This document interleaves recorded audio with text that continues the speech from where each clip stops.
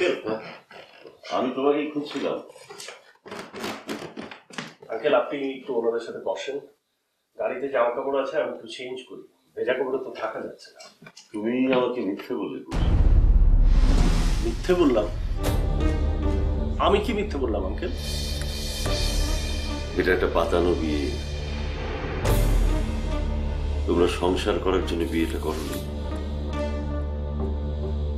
কোথায় আমি তোমাদের একটা সুন্দর সংসার কল্পনা করছিলাম, আর তুমি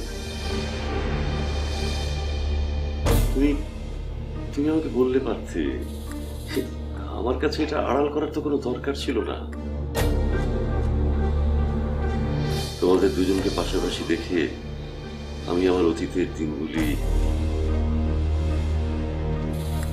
আমার আর আমার পারভিনের সেই সময়গুলো খুঁজে ফিরছিলাম। আর তুমি?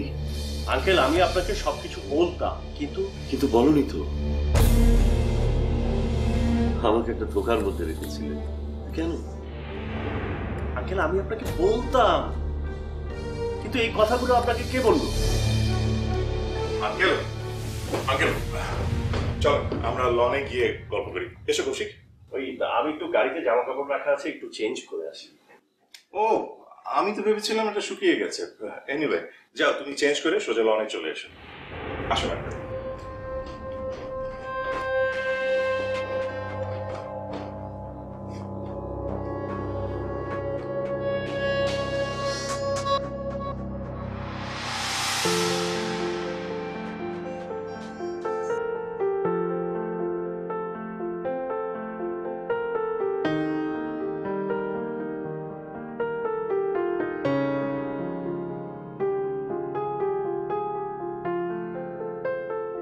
কি হঠাৎ এভাবে আসতে বললি যে?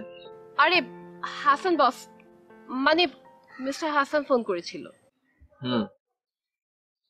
কি বললো?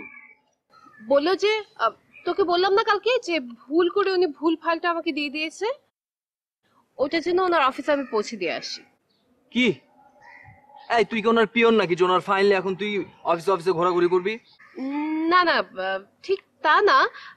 আসলে উনি মানে উনি যাকে আমার কাছে পাঠাবে ভেবেছিল ফাইলটা কালেক্ট করার জন্য, ওই লোক নাকি আজকে অফিসে আসেনি। এত বড় অফিস, এত ওনার কর্মচারী আর সে অফিসে আসেনি। আচ্ছা, ওই লোক ছাড়া কি ওনার অন্য কোনো লোক নেই?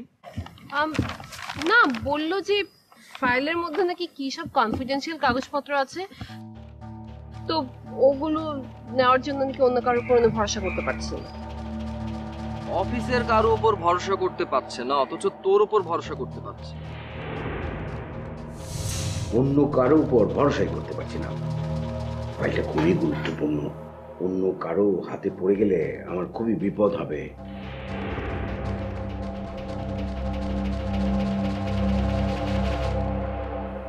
তাই এই মুহূর্তে একমাত্র তুমি আমাকে হেল্প করতে পারো। কিভাবে?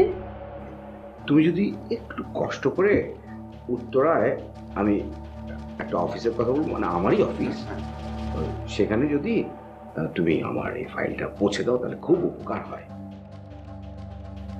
তোমাকে এইরকম কষ্টটা দেওয়ার আমার কোনো ইচ্ছে ছিল না, তারপরেও আমি দিচ্ছি। আসলে আমি না, কোনো অসুবিধা নেই বস, জি অবশ্যই আমি আমি পৌঁছে দিতে পারবো। Thank you.